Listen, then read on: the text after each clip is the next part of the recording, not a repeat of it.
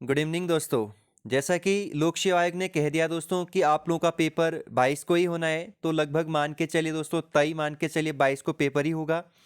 तो आप लोगों को खूब मेहनत करना है और पिछले सालों के पेपरों को अधिक से अधिक आपको रिवाइज करना है, क्योंकि आपने देखा कि पिछले 2-3 पेपरों में बार बार रिवीजन या देखा कि रिपीटेड क्वेश्चन बहुत हुए दोस्तों। ठीक है, ये मेरा सेशन नंबर 6 होगा, मतलब एपिसोड नंबर 6।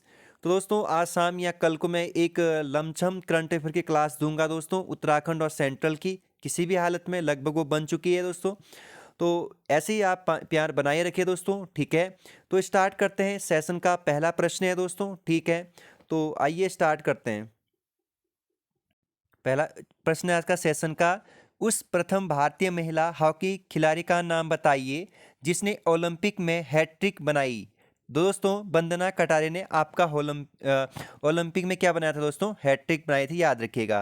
नेक्स्ट प्रश्न है 77वां, शीतकालीन ओलंपिक खेल किस वर्ष प्रारंभ हुए? तो याद रखिए दोस्तों, शीतकालीन ओलंपिक खेल दोस्तों आपका 1924 से स्टार्ट हुआ था।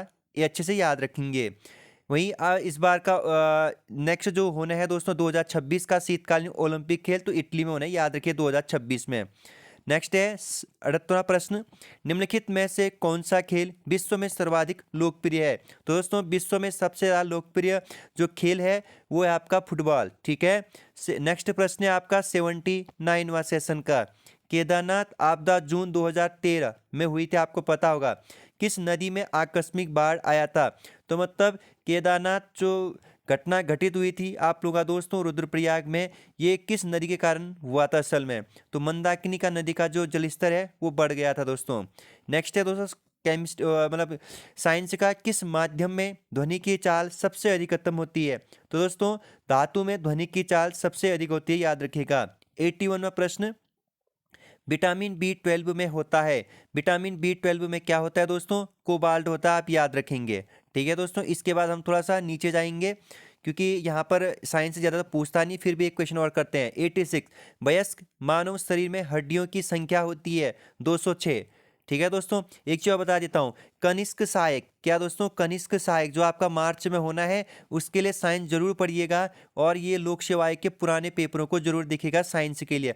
तो मैं करवाऊंगा दोस्तों साइंस, ठीक है। लेकिन अभी हम एक बार एक काम कर लेते हैं, क्योंकि पटवारी का और ये 22 का जो आपका फॉरेस्ट गार्ड का पेपर है, इसके लिए हम एक बार जीएस और उत्तराखंड हिंदी के प्रश्नों को देख लेते हैं। ठीक है, फिर मैं एक काम करूंगा, साइंस क्वेश्चन पढ़ाऊंगा आप लोगों को। नेक्स्ट है दोस्तों यहाँ पर प्रश्न संख्या 90। ठीक है दोस्तों, भारत में पहले मध्यावधि चुनाव डैश डैश में हुए थे। तो दोस्तों भारत में पहले मध्यावधि मतलब मिडिल सेशन में आपका 1971 में हुए थे, याद रखिएगा। ठीक है, 91वां प्रश्न, भारत में किस उच्च न्यायालय का सबसे बड़ा न्यायिक क्षेत्राधिकार है? तो दोस्तों ये पूछ रहा है कि सबसे बड़ा न्यायिक क्षेत्राधिकार किस न्यायालय का है? तो गुवाहाटी न्यायालय का, याद रखेंगे। नेक्स्ट है 92वां प्रश्न, पंचायती राज डैश डैश सूची से संबंधित है। तो दोस्तों पंचायती राज आपका राज्य सूची का है दोस्तों, याद रखेंगे। ठीक है, और पंचायती राज में आपका टोटल 29 सब्जेक्ट थे, मैंने कल आपको बताया था। 73वां अमेंडमेंट एक्ट किया था, कॉन्स्टिट्यूशनल अमेंडमेंट एक्ट किया था 1993 में। ठीक है दोस्तों, याद रखेंगे अच्छे से। नेक्स्ट प्रश्न आपका 93वां, संविधान की छठी अनुसूची के प्रावधान निम्न में से किस राज्य में लागू नहीं होंगे? तो मेघालय में होगा, त्रिपुरा, मिजोरम, याद रखिएगा आप। ठीक है, ये अच्छे से याद रखिएगा। नेक्स्ट है 94, भारत के एकमात्र राष्ट्रपति जो निर्विरोध निर्वाचित हुए हैं। तो नीलम संजीव रेड्डी जी आपके निर्विरोध चुनाव जीते थे, याद रखेंगे। नेक्स्ट दोस्तों आपका प्रश्न संख्या 95, 73वां संविधान संशोधन डैश डैश में वर्णित राज्य के नीति निर्देशक तत्वों के प्रावधान के प्रभावी बनाने के लिए लाया गया था। तो दोस्तों अनुच्छेद 40, राज्य के नीति निर्देशक तत्व आपका भाग 4 में है। किसमें है दोस्तों? भाग 4 में, याद रखेंगे। ठीक है दोस्तों, और भाग 4 में क्या है? राज्य नीति निर्देशक तत्व के बारे में। ठीक है, मतलब एक राज्य को कल्याणकारी बनाने के बारे में बताया गया है, याद रखेंगे अच्छे से। ठीक है, और इसके बाद नेक्स्ट है दोस्तों 96वां प्रश्न है, भारत के प्रथम उप प्रधानमंत्री कौन थे? तो सरदार वल्लभ भाई पटेल जी आपके भारत के पहले उप प्रधानमंत्री थे, याद रखेंगे दोस्तों। ठीक है, सेशन का नेक्स्ट प्रश्न 97वां, भारतीय संविधान के अंतर्गत किसी गिरफ्तारी व्यक्ति को डैश डैश घंटों के भीतर नज़दीकी न्यायाधीश के सम्मुख पेश किया जाना अनिवार्य है। मतलब अगर आप ये सोचिए कि किसी जुर्म व्यक्ति को गिरफ्तार किया जाता है तो आप देखिए न्यायाधीश के सम्मुख कितने घंटे के अंतर्गत पेशकश किया जाना अनिवार्य होता है, तो 24 घंटे के अंतर्गत। ठीक है दोस्तों। नेक्स्ट है दोस्तों, आपका भारत के नियंत्रक एवं महालेखा परीक्षक का कार्यकाल कितने वर्ष का होता है? तो दोस्तों भारत के नियंत्रक एवं महालेखा परीक्षक का कार्यकाल 6 वर्ष का होता है, याद रखिएगा। 99वां प्रश्न है सेशन का, बहुत महत्वपूर्ण प्रश्न है। भारत में एटीएम सेवा शुरुआत कब हुई थी? तो 1987 में, जबकि विश्व में 1967 में, याद रखेंगे आप। ठीक है दोस्तों, भारत में एटीएम की शुरुआत 1987 में। नेक्स्ट प्रश्न है दोस्तों, निम्नलिखित में से कौन सी भाषा संविधान की 8वीं अनुसूची में नहीं है? तो दोस्तों यहाँ पर आपका संस्कृत है, कश्मीरी, नेपाली, यहाँ पर पारसी नहीं है। एक चीज़ और बता देता हूँ दोस्तों, 8वीं अनुसूची में आपका भाषा से संबंधित चीज़ों का प्रावधान है, और 8वीं अनुसूची में पहले तो मूल संविधान में 14 भाषाएं थी, वर्तमान में 22 भाषाएं हो गई, याद रखिएगा। ठीक है, ये प्रश्न भी। अब हम चर्चा करेंगे दोस्तों नेक्स्ट पेपर। ठीक है, क्योंकि वो पेपर आपका समाप्त हो गया एपीओ का। समीक्षा अधिकारी 2021 में पेपर हुआ था, याद रखिएगा दोस्तों। तो पहला प्रश्न है सेशन का इस भाग का, संगम साहित्य किस भाषा में लिखा गया है? तो दोस्तों संगम साहित्य आपका तमिल भाषा में लिखा गया है, याद रखेंगे। नेक्स्ट प्रश्न है दोस्तों सेशन का, 1906 में मुस्लिम लीग का गठन किस स्थान पर किया गया था? तो दोस्तों 1906 में मुस्लिम लीग का गठन दोस्तों बांग्लादेश ढाका में किया गया था, याद रखेंगे। सेशन का नेक्स्ट प्रश्न, महान विद्वान अश्वघोष किस शासक का समकालीन था? तो दोस्तों ये था आपका कनिष्क। ठीक है, मैं बार बार कह रहा हूं दोस्तों, प्रश्न यहीं से बनते हैं, लोक सेवा आयोग के बस घुमा देता है। कल वाले में आपने देखा होगा कि मैंने आपको बोला था कि कनिष्क, ये आपका अश्वघोष पूछा गया था हर्षवर्धन, मतलब किसके, हर्षवर्धन के समय में दरबार में कौन था? तो मैंने वहां पर बोला था अश्वघोष कनिष्क के समय पे था। चरक भी मैंने आपको बताया था। ठीक है दोस्तों। नेक्स्ट है चौथा प्रश्न, सूरदर्शन झील का निर्माण किसने कराया था? तो सूरदर्शन झील का निर्माण दोस्तों आपका पुष्यगुप्त वैश्य ने कराया था। और अगर सवाल पूछा जाएगा कि सूरदर्शन झील कहाँ है, तो आपको याद रखना है गुजरात में। ठीक है दोस्तों, अच्छे से याद रखेंगे। पांचवा प्रश्न, अशोक के सारनाथ स्तंभ पर कौन सा पशु चित्रित अंकित नहीं है कह रहा है? ठीक है दोस्तों, घोड़ा है, हाथी है, शेर है, लेकिन गैड़ा नहीं है, याद रखेंगे अच्छे से। अगर आपको पसंद आ रहा है दोस्तों वीडियो तो सब्सक्राइब कर दीजिएगा। ठीक है। नेक्स्ट प्रश्न छठा, तृतीय बौद्ध संगीत किसके शासनकाल में आयोजित की गई थी? मैंने आपको कल परसों भी बताया था दोस्तों, आपको क्या करना है, जैन धर्म और बौद्ध धर्म को अच्छे से पढ़ना है। ठीक है दोस्तों, 22 तारीख के लिए जैन और बौद्ध। सबसे पहले तो आपको याद होना चाहिए कि जैन धर्म का संस्थापक महावीर स्वामी वास्तविक। ठीक है दोस्तों, बौद्ध धर्म गौतम बुद्ध। इन दोनों के बारे में जितने भी फैक्ट मिलते हैं दोस्तों, वो अच्छे से आपको याद करना है। तो तृतीय बौद्ध संगीत दोस्तों अशोक के कार्यकाल में हुआ था, याद रखिएगा। और अगर सवाल पूछा जाएगा कि कहाँ हुआ था, तो आप याद रखेंगे दोस्तों पाटिलपुत्र या पटना आप करेंगे। ठीक है दोस्तों, पाटिलपुत्र, पटना, बिहार। ठीक है दोस्तों।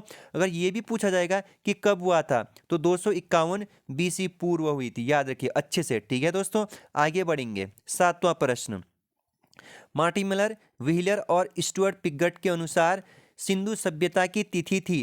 तो इनके अनुसार सिंधु सभ्यता की तिथि सर्वमान्य थी दोस्तों। तो 2500 से 1500 ईसा पूर्व बताई गई है स्टुअर्ट पिगट और आपका व्हीलर के द्वारा। नेक्स्ट प्रश्न, आठवां प्रश्न, प्रबंधन चिंतामणि का लेखक था दोस्तों। प्रबंधन चिंतामणि का लेखक दोस्तों मेरुतुंग था। ठीक है दोस्तों। नौवां प्रश्न, पेरिपल्स ऑफ द इरिथ्रियन सी किस भाषा में लिखी गई बुक है? तो यह आपका यूनानी, क्योंकि ये जो लेखक थे यूनान लेखक थे विलियम एच शार्प। तो याद रखेंगे ये बुक कई बार पूछी जा चुकी है, विलियम। ठीक है दोस्तों, विलियम एच शार्प। ठीक है दोस्तों, याद रखेंगे आप। ठीक है, शार्प यहाँ पर नहीं आ रहा तो शार्प। ठीक है दोस्तों, विलियम एच, बहुत इंपॉर्टेंट प्रश्न ये बुक है, याद रखिएगा। 10वां प्रश्न काफी महत्वपूर्ण, भारतीय राष्ट्रीय कांग्रेस की स्थापना के समय भारत का वाइसराय कौन था? तो दोस्तों आपको पता होगा कि आईएनसी का स्थापना तो आपको बहुत अच्छे से जानते हो आप लोग, लॉर्ड डफरिन। ठीक है दोस्तों, और आईएनसी की स्थापना 1885 में। कहते हैं कि यह डफरिन के दिमाग की उपज थी। कई बार आपने यह वाक्य भी पढ़ा होगा। नेक्स्ट है दोस्तों, गदर पार्टी का संगठन या गठन किस वर्ष किया गया था? तो दोस्तों अंग्रेजों के खिलाफ सैन फ्रांसिस्को, कहाँ दोस्तों? सैन फ्रांसिस्को अमेरिका में सरदार सोहन सिंह के द्वारा, दोस्तों किसके द्वारा? सरदार सोहन जी के द्वारा आपका गदर पार्टी का गठन किया गया था 1913 में सैन फ्रांसिस्को अमेरिका में। काफ़ी महत्वपूर्ण यह भी प्रश्न है, याद रखेंगे। ठीक है दोस्तों, क्योंकि और दिन मेरे को दोस्तों आज टाइम मिला है तो मैं आज डिटेल से इन प्रश्नों पर क्या भी करूँगा दोस्तों, विचार भी करूँगा, विमर्श भी करूँगा। ठीक है दोस्तों, इन डिटेल इन प्रश्नों के फैक्ट भी बताऊँगा। ठीक है दोस्तों, और दिन समय कम मिलता था, आज संडे है, भरपूर उपयोग करते हैं। ठीक है दोस्तों, नेक्स्ट है दोस्तों प्रश्न संख्या 12वां, किस वर्ष वर्नाक्युलर प्रेस एक्ट पारित किया गया था? तो दोस्तों 1878 में किया गया था, याद रखिएगा। नेक्स्ट है 13वां प्रश्न, गांधी इरविन समझौता पर किस वर्ष हस्ताक्षर हुए थे? 1931 में हुए थे, याद रखिएगा। कमेंट बॉक्स में बता दीजिएगा गांधी इरविन समझौता कब और किसके बीच हुआ था, याद कब तो मैंने बता दिया, किस किस के बीच। पूना समझौता, 14वां प्रश्न, पूना समझौता पर हस्ताक्षर कब हुआ था? तो 24 सितंबर 1932 में। यह प्रश्न कई बार पूछा गया है और इरविन भी, ठीक है, याद रखिएगा। नेक्स्ट है आपका 15वां प्रश्न, असहयोग आंदोलन कब वापस लिया गया था? 1922 में। ठीक है दोस्तों, याद रखिएगा, क्योंकि असहयोग आंदोलन की शुरुआत 1920 में की जाती है, याद रखिएगा। और आंदोलन वापस लेने के पीछे चौड़ा चौड़ी कांड जो उत्तर प्रदेश में घटित हुई थी। ठीक है दोस्तों, और एक चीज बता देता हूं, अगर आप लुसेंट एमसीक्यू से पढ़ रहे हैं, लुसेंट एमसीक्यू हल कर रहे हैं, तो उसमें गांधी युग, कौन सा युग दोस्तों? गांधी युग को जरूर अच्छे से पढ़िएगा। ठीक है, नेक्स्ट प्रश्न है दोस्तों 16वां प्रश्न, पानीपत का तृतीय युद्ध किस वर्ष हुआ था? तो दोस्तों पानीपत का तृतीय युद्ध आप लोगों का दोस्तों सन 1761 में हुआ था। ठीक है, और आपको याद रखना है अहमद शाह अब्दाली, कौन दोस्तों? अब्दाली वर्सेस मराठे। ठीक है दोस्तों, और मराठा जो सरदार था दोस्तों सदाशिव राव था। ठीक है, सदाशिव राव भाव, याद रखिए सदाशिव। ठीक है, अच्छे से याद रखिएगा 1761 में। वहीं आपको याद रखना है पानीपत का प्रथम युद्ध कब हुआ था? 1526 में, 21 अप्रैल 1526, बाबर और इब्राहिम लोदी के मध्य। ठीक है दोस्तों, यहीं से आपका मुगल साम्राज्य की नींव पड़ जाती है भारत में। वहीं अगर सवाल पूछा जाएगा कि पानीपत का द्वितीय युद्ध किस किस के बीच और कब लड़ा गया था? पानीपत का द्वितीय युद्ध दोस्तों आप लोगों का 1556 में अकबर महान, मतलब बोले तो अकबर और आपका हेमू के मध्य लड़ा गया था, हेमचंद। ठीक है दोस्तों, 1556 में।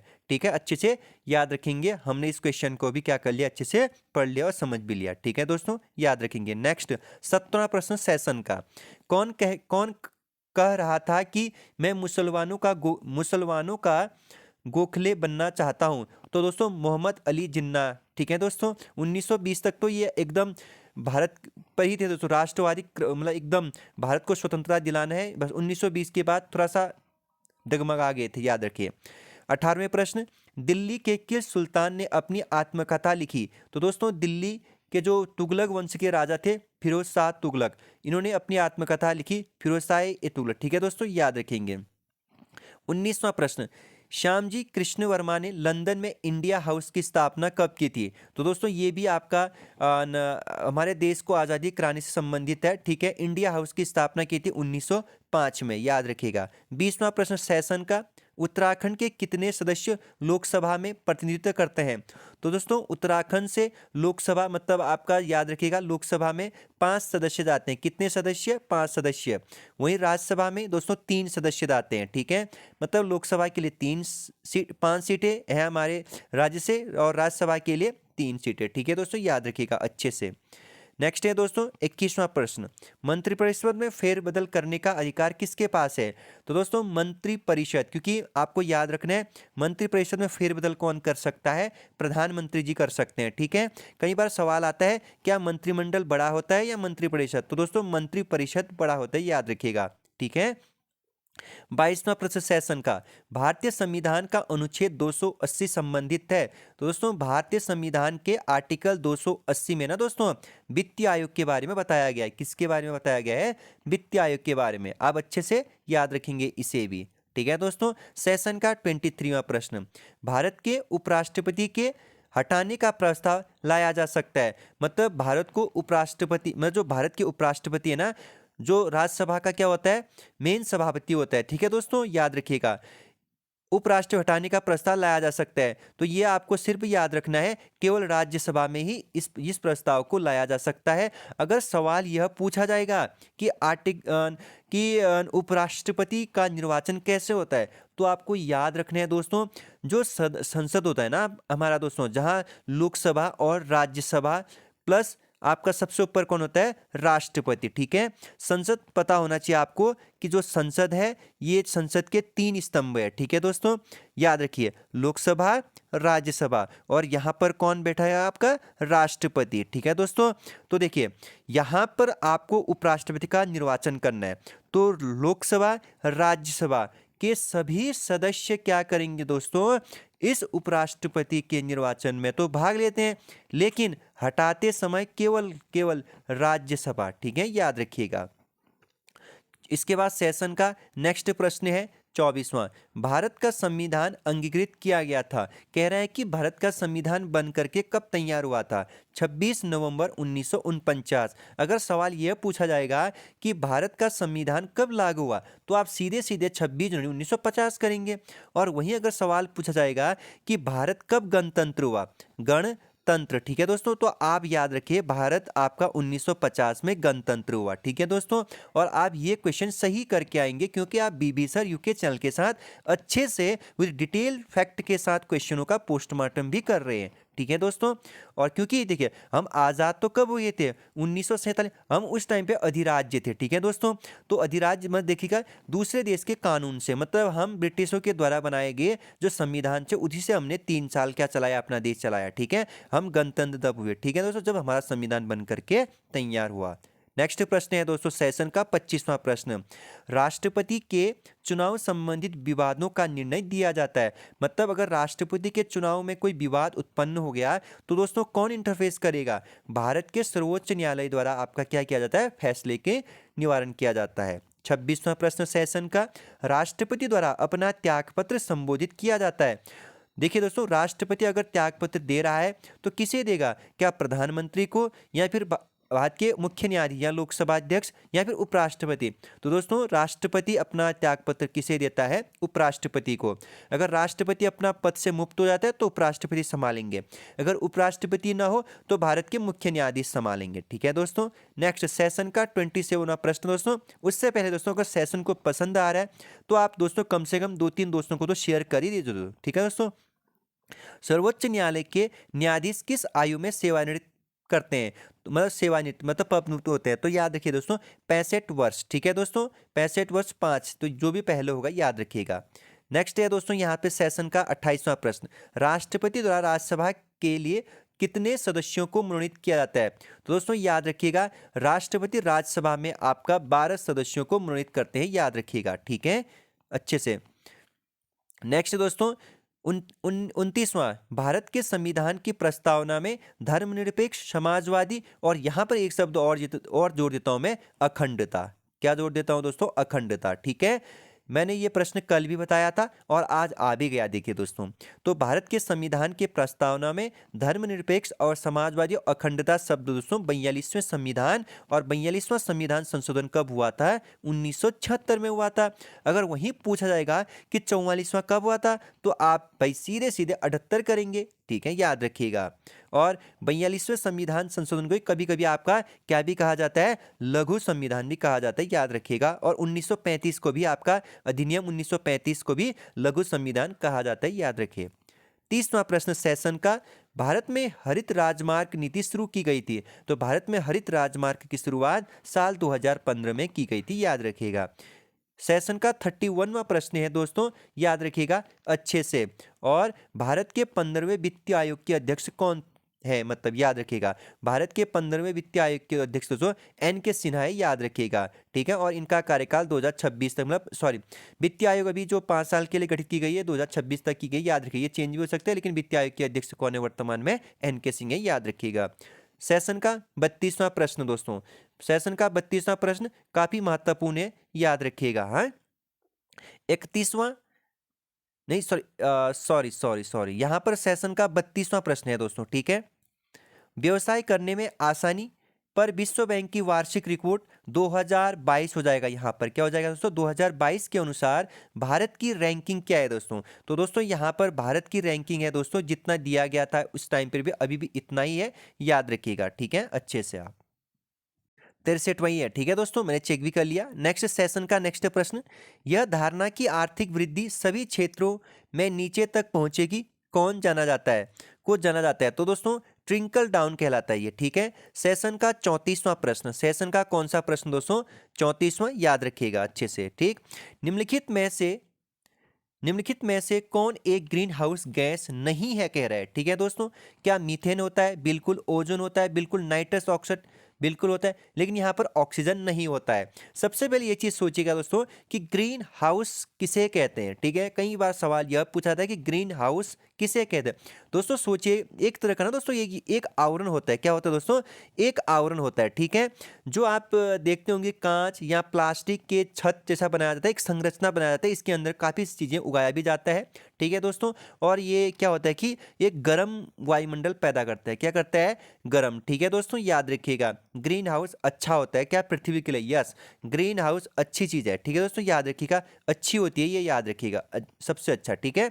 और अगर सवाल पूछा जाएगा कि ग्रीन हाउस के गैसों के नाम बताइए, सबसे पहले तो मीथेन हो जाएगा, ओजोन हो जाएगा, नाइट्रस ऑक्साइड हो जाएगा, इसके बाद CFC हो जाएगा, ठीक है दोस्तों, इसके बाद कार्बन डाइऑक्साइड हो जाएगा दोस्तों, इसके बाद ओजोन हो जाएगा, ठीक है दोस्तों, याद रखिएगा। तो मैंने बता दिया, methane, ozone, nitrous oxide, carbon dioxide, CFC, ये सारे किसके कौन से गैस है दोस्तों, ग्रीन हाउस गैस है, याद रखिए। और पृथ्वी के लिए ये अच्छा होता है क्योंकि ये पृथ्वी को गर्म रखने में मदद करती है, याद रखिएगा, ठीक है। नेक्स्ट प्रश्न संख्या 35 सेशन का, आर्थिक सर्वेक्षण 2000, इसमें आपका क्या हो जाएगा दोस्तों, 21-22 के अनुसार भारत के सकल घरेलू उत्पाद में कृषि का हिस्सा क्या है। तो दोस्तों ये तो 20-21 का पूछा था आयोग ने, तो हम क्या करेंगे दोस्तों, 21 और 22 का करेंगे, क्योंकि 22 और 23 का भी नहीं आया है, ठीक है। तो यहाँ पर हो जाएगा दोस्तों आपका 18.8% हो जाएगा, ठीक है, 18.8%, आप याद रखिएगा, चैनल पर बने रहेगा। तो हाँ दोस्तों, क्योंकि अब देखिए हमें डिटेल पढ़ना है तो थोड़ा सा नॉलेज तो गेन करना ही पड़ेगा दोस्तों। अब कम समय में दोस्तों अधिक ज्ञान तो अर्जित नहीं कर सकते हो आप लोग दोस्तों। हमें अगर ज़्यादा नॉलेज चाहिए तो हमें क्या करना पड़ेगा, तब करना पड़ेगा दोस्तों, ठीक है, इंतजार करना पड़ेगा, ठीक है। नेक्स्ट सेशन का 36वां प्रश्न, स्मार्ट सिटीज मिशन किस वर्ष आरंभ किया गया था। तो ये किया गया था साल 2015 में। सेशन का 37वां प्रश्न, भारत के केंद्रीय बजट 2021-22, अब यहाँ पर हो जाएगा 2022-23 में राजकोषीय घाटा लक्षित है। तो राजकोषीय घाटा कितना लक्षित किया गया इस बार, 6.4%, आप याद रखेंगे, ठीक है दोस्तों। यह प्रश्न काफी महत्वपूर्ण होने वाला है, देखिएगा। 38वां प्रश्न, राष्ट्रीय पादप जीनोम अनुसंधान संस्थान स्थित है। तो राष्ट्रीय पादप जीनोम अनुसंधान संस्थान स्थित है नई दिल्ली में। सेशन का 39वां प्रश्न, निम्नलिखित में से कौन भारत का वर्तमान में सबसे बड़ा वस्तु निर्यात साझेदार है। तो यह प्रश्न आपका पुलिस में भी पूछा गया था, ये आपका था USA, ठीक है दोस्तों, और ये USA ही है, याद रखिएगा, ठीक है। मैं ये लोक सेवा आयोग के पुराने पेपरों का प्लेलिस्ट में old UKPSC old question paper करके आपका एक वो बना दूंगा दोस्तों, प्लेलिस्ट में एक नाम बना दूंगा, ठीक है। तो याद रखिएगा, वहां पर जाकर के सारे आप क्या कर सकते हैं, वीडियो को देख सकते हैं उसके बाद, ठीक है। आज अपडेट कर दूंगा, ठीक है दोस्तों, अच्छे से याद रखिएगा, मतलब प्लेलिस्ट में मिल जाएगी आपको। निम्नलिखित में से कौन सी शीत ठंडी धारा नहीं है, जल धारा। तो ये याद रखिएगा, नॉर्वेजियाई धारा, ठीक है। सेशन का 41वां प्रश्न दोस्तों, निम्नलिखित में से किस देश का भूमध्य सागर के साथ तट नहीं है। तो ये पूछ रहा है भूमध्य सागर के साथ तट, ठीक है दोस्तों। तो याद रखिएगा आपका इटली बिल्कुल, फ्रांस, लीबिया, जर्मनी नहीं करती है, ठीक है, ये एशिया के ऊपर, ये उत्तर पूर्वी में, याद रखिएगा। नेक्स्ट है 42वां प्रश्न, निम्नलिखित में से कौन सा पर्वतीय दर्रा उत्तराखंड राज्य में स्थित नहीं है। लिपुलेख है, मानसा है, और नोमचा है, नामचा है ये दोस्तों, ठीक है। सिपकिला पास नहीं है, सिपकिला पास दोस्तों आपका हिमाचल प्रदेश में, याद रखिएगा, ठीक है। सेशन का नेक्स्ट प्रश्न दोस्तों 43वां, निम्नलिखित में से किस भारतीय राज्य की सीमा बांग्लादेश से नहीं लगती है दोस्तों। असम बिल्कुल, त्रिपुरा बिल्कुल, मेघालय। दोस्तों मणिपुर नहीं लगती है, ठीक है, याद रखिएगा, मणिपुर म्यांमार, ठीक है।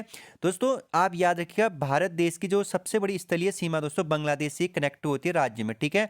तो आपको याद भी रखना है कि बांग्लादेश के साथ कौन कौन सी राज्य अपनी सीमा साझा करती है, ठीक है। आज का होमवर्क होगा आप लोगों का दोस्तों, आपके पास जो भी मैप है या फिर आप गूगल से जल्दी से डाउनलोड करिए दोस्तों, और बांग्लादेश के साथ सीमा साझा करने वाली राज्यों के नाम, म्यांमार के साथ, नेपाल के साथ, चाइना तिब्बत के साथ, ठीक है दोस्तों, और हिमाचल प्रदेश के साथ। दोस्तों ये आपको आना भी चाहिए, ठीक है दोस्तों, यहाँ से सवाल बनते हैं बार बार, ठीक है। नेक्स्ट है 44वां प्रश्न दोस्तों, निम्नलिखित में से किस राज्य में से कर्क रेखा नहीं गुजरती है?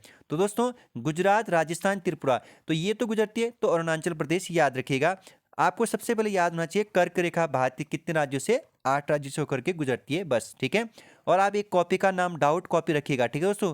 मैं आपको कई दिन से कह रहा हूँ आपको एक कॉपी डाउट कॉपी बनाना ही है, मतलब उसमें कुछ छोटी छोटी पॉइंट आपको लिखने हैं, जैसे कर्क रेखा है, ग्रीनविच रेखा है, ठीक है, भारत की मध्याह्न रेखा कितने राज्यों से होकर, जैसे 5 है, उन राज्यों के 5 राज्यों के नाम लिखने हैं, ठीक है दोस्तों। वो शॉर्ट नोट्स होना चाहिए, मतलब कि उसमें आपको जब आपको डाउट लगता है कि यार 4 था 5 था, तो उसमें क्या आपको क्या करना है, वो डाउट कॉपी बार बार खोलते रहना है, देखते रहना है।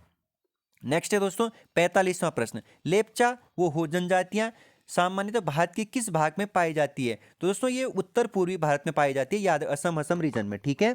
46वां, निम्नलिखित में से किस भारतीय राज्य में उच्च सड़क सघनता है? तो दोस्तों केरल में है, याद रखिएगा। सेशन का 47वां, ठीक है दोस्तों, निम्नलिखित में से कौन सा खनिज कोडोराइट अंतर्वेदी चट्टान से संबंधित है? तो दोस्तों मैग्नीज, ठीक है दोस्तों, याद रखिएगा। नेक्स्ट प्रश्न 48वां, काफी महत्वपूर्ण प्रश्न है, हीराकुंड परियोजना किस नदी का जल उपयोग करती है? तो दोस्तों चाहे उपयोग करती है या फिर हीराकुंड बांध किस नदी पर बनाया गया है? तो दोस्तों याद रखिएगा, हीराकुंड बांध आपका दोस्तों महानदी पर बनाया गया है, और आपको यह बात पता होना चाहिए कि यह उड़ीसा राज्य में है। किस राज्य में है दोस्तों? उड़ीसा। और अगर आपको सवाल पूछा जाएगा कि उड़ीसा, जो ये उड़ीसा में हीराकुंड परियोजना बांध परियोजना बनाई गई थी, ये 1957 की है, ठीक है दोस्तों, अच्छे से याद रखिएगा। और इसकी लंबाई आपको पूछी जा सकती है, कभी लंबाई तो नहीं पूछा जाएगा, तो याद रखिएगा इसका सन 1957 में, ठीक है, और लंबाई 28.8 किलोमीटर है, अच्छे से याद रखिएगा। क्लियर दोस्तों, आगे बढ़ते हैं, ठीक है। और प्रश्न संख्या है 49वां, इंदिरा गांधी नहर परियोजना निम्नलिखित में से किस नदी से पानी लाती है? मतलब ये सवाल पूछ रहा है कि इंदिरा गांधी नहर निम्नलिखित में से किन नदियों के संगमन, रावी, ब्यास, सतलज, ये सभी, ठीक है दोस्तों। आपको यह बात पता होना चाहिए कि इंदिरा गांधी बांध मुख्यतः राजस्थान में, ठीक है दोस्तों, और भारत देश की सबसे लंबी परियोजना है, ठीक है दोस्तों, 649 किलोमीटर, ठीक है दोस्तों, याद रखिएगा, सबसे लंबी परियोजना है, अच्छे से याद रखिएगा। यहाँ पर मुख्यतः 3 राज्य आपको याद रखने हैं, पंजाब, ठीक है दोस्तों, क्या कौन सा राज्य? पंजाब, सेकंड आपका राजस्थान, आपका थर्ड आपका हरियाणा, ठीक है दोस्तों, अच्छे से याद रखिएगा। नेक्स्ट दोस्तों 50वां प्रश्न सेशन का, 2020 में भारत का सीएजी किसको नियुक्त किया गया था? तो दोस्तों अभी भी 14वें सीएजी है दोस्तों, आपके गिरीश चंद्र मुर्मू जी है, याद रखिएगा अच्छे से, ठीक है। नेक्स्ट है दोस्तों 51वां प्रश्न है, काफी महत्वपूर्ण यह प्रश्न है, भारत के किस मंत्री ने विवादित कृषि कानून पर केंद्रीय मंत्रिपरिषद से इस्तीफा दे दिया? सबसे पहले तो आपको याद रखना है कि इसमें जिस मंत्री ने इस्तीफा दिया था, यह हरसिमरत कौर बादल ने दिया था, एक। दूसरा आपको याद रखना है कि कृषि कानून विवाद भारत में कब हुआ था? तो दोस्तों ये हुआ था आपका, अच्छे से आपको डेट शुदा याद रखना है, 17 सितंबर 2020, तब से किसान आंदोलन हुआ था, याद रखिएगा। हाल फिलहाल में किस वर्ष किसान आंदोलन देखने को मिला था? तो 17 सितंबर 2020, ठीक है दोस्तों, तो ये आप याद रखिएगा अच्छे से। नेक्स्ट प्रश्न दोस्तों 52वां, कौन सा देश क्वाड का हिस्सा नहीं है? मतलब क्वाड संगठन का हिस्सा नहीं है, ये पूछ रहा है। तो यहाँ पर न्यूजीलैंड नहीं है, भारत है, जापान है, और आपका ऑस्ट्रेलिया है, और यहाँ पर एक नया देश आपको याद रखना है, संयुक्त राज्य अमेरिका, ठीक है दोस्तों। तो वहीं अगर आपको पूछा जाएगा कि क्वाड की स्थापना कब की गई थी दोस्तों, क्वाड की स्थापना दोस्तों साल 2007 में, ठीक है। क्वाड सदस्यों की जो 4 सदस्य है दोस्तों, इसमें टोटल 4 सदस्य देश है, याद रखिएगा, भारत, जापान, ऑस्ट्रेलिया, अमेरिका, और ये आपका 2007, ठीक है। नेक्स्ट है दोस्तों 53वां सेशन का, भारत की किस कंपनी ने कोवैक्स का उत्पादन किया है? तो दोस्तों सीरम इंस्टीट्यूट ऑफ इंडिया ने दोस्तों कोवैक्स का उत्पादन किया था। यह प्रश्न भी आपका पूछा गया था। ठीक है, 54वां प्रश्न, यहाँ पर 29वां सरस्वती सम्मान पुरस्कार दिया गया है। तो दोस्तों आपको याद रखना है यहाँ पर 31वां सरस्वती सम्मान। ठीक है दोस्तों, यहाँ पर इस प्रश्न पे एक बार रुकिए दोस्तों, मैं इसको क्लियर करना चाहूंगा। तो यहाँ पर हो जाएगा दोस्तों, ये आपका जो ये 2022 में दिया गया था, आपको याद रखना है प्रोफेसर रामदरस मिश्रा जी को। ठीक है दोस्तों, प्रोफेसर रामदरस मिश्रा जी को अच्छे से याद रखिएगा। नेक्स्ट है दोस्तों 55वां प्रश्न, दो देशों जो मैत्री सेतु पुल से जुड़े हुए हैं, तो याद रखिए दोस्तों वो भारत और बांग्लादेश। ठीक है दोस्तों, सेशन का 56वां प्रश्न दोस्तों, अंतर्राष्ट्रीय मुद्रा कोष का प्रमुख कौन है वर्तमान में? तो दोस्तों ये आपका क्रिस्टिना जियोर्जिवा है, याद रखिए। ठीक है, ये अभी भी यही है, 2025 तक यही बने रहेंगे, याद रखिएगा। सेशन का 57, 2025 तक ओलंपिक कमेटी का अध्यक्ष किसे नियुक्त किया गया है? तो थॉमस बैच को किया गया है, याद रखिएगा। ठीक है दोस्तों, इसके बाद 58वां प्रश्न है, आईपीएल 2020 को किसने जीता है दोस्तों? तो ये तो आपको उस टाइम पे मुंबई इंडियंस, लेकिन अगर आपको सवाल पूछाएगा कि 2022 किसने जीता आईपीएल, तो आप याद रखेंगे दोस्तों जीटी टीम ने, गुजरात टाइटन। ठीक है दोस्तों, नेक्स्ट है दोस्तों आपका प्रश्न संख्या 59, काफी महत्वपूर्ण है, 2022 में साहित्य के नोबेल पुरस्कार जीतने वाले कौन थे? तो आपको याद रखना है, ये 2020 का पूछा है, तो आपको सवाल कब का पूछा जाएगा? आपको तो 2022 का पूछा जाएगा। ठीक है दोस्तों, तो आपको याद रखना है दोस्तों, एनी एरोनॉक्स किसको दिया गया है दोस्तों? एनी एरोनॉक्स। ठीक है, और एनी एरोनॉक्स से है दोस्तों आपके फ्रांसीसी लेखिका, याद रखिएगा अच्छे से। ठीक है दोस्तों, इसके बाद सेशन का नेक्स्ट प्रश्न है दोस्तों 60वां। ठीक है, आज हम एक काम करते हैं, इस इतने 60 क्वेश्चन कर लेते हैं। ठीक है, तो 60वां प्रश्न है, उत्तराखंड के चंपावत जनपद में निम्नलिखित में से कौन सा झील अवस्थित है? क्या तराक ताल है, क्या डोडी ताल है, या चौड़ाबाड़ी ताल है, या फिर श्याम ताल है? तो आप याद रखेंगे दोस्तों, यहाँ पर राइट आंसर हो जाएगा आपका श्यामला ताल हो जाएगा। ठीक है दोस्तों, यहाँ पर कौन सा ताल हो जाएगा? श्यामला ताल। तो दोस्तों आज इतना ही करते हैं, क्योंकि यहाँ से फिर लंबी वीडियो और बन जाएगी, 31 मिनट से ज़्यादा हो गया है दोस्तों, फिर आप लोग कहोगे सही लंबी वीडियो हो गई है। ठीक है, एक काम करिएगा दोस्तों, अगर आपको सेशन पसंद आ रहा है तो सब्सक्राइब तो कर ही दीजिएगा दोस्तों, और मैं आप लोगों के लिए कल उत्तराखंड और सेंट्रल के टॉप करंट अफेयर लेकर के आ रहा हूं दोस्तों। आप बने रहिए चैनल पर, तब तक के लिए खूब फैला दीजिए दोस्तों इस चैनल को। ठीक है, क्योंकि आप ही लोगों से ये परिवार ज़्यादा होगा। ठीक है दोस्तों, और अधिक से अधिक मेहनत करना है, 3 घंटे 4 घंटे बहुत है सोने के लिए, इससे ज़्यादा मत सोइए दोस्तों, क्योंकि आपका 22 तारीख को पेपर है दोस्तों। किसी भी हाथ में आपको इस बार आपको मेरिट लिस्ट में नाम लाना है और सबसे टॉप पर आना ही है दोस्तों। ठीक है, इन नकलचियों पर आपको अच्छे से क्या कर देना है? गेट आउट कर देना है दोस्तों। ठीक है, ओके, फिर मिलेंगे कल, तब तक के लिए अपना ख्याल रखिएगा, इंजॉय। ठीक है दोस्तों, और आज ठीक है दोस्तों, फिर मिलेंगे। और हाँ दोस्तों, आप सभी को दोस्तों लोगों को मकर संक्रांति की बहुत बहुत शुभकामनाएं दोस्तों, अच्छे से मनाइए दोस्तों। ठीक है, जैसे आप कहीं ना कहीं घुघतिया त्यौहार भी कहते हैं, घुघतिया त्योहार हमारी कुमाऊनी भाषा में दोस्तों। ठीक है, ये बच्चों का एक त्यौहार है, ये भी इन्फॉर्मेशन आपको पता होना चाहिए दोस्तों, क्योंकि उत्तराखंड के एग्जाम में ये यूनिक प्रश्न भी पूछा जाता है कई कई बार। ठीक है दोस्तों, तो इन्जॉय। ठीक है दोस्तों, टुडे तो मिलेंगे आपसे कल।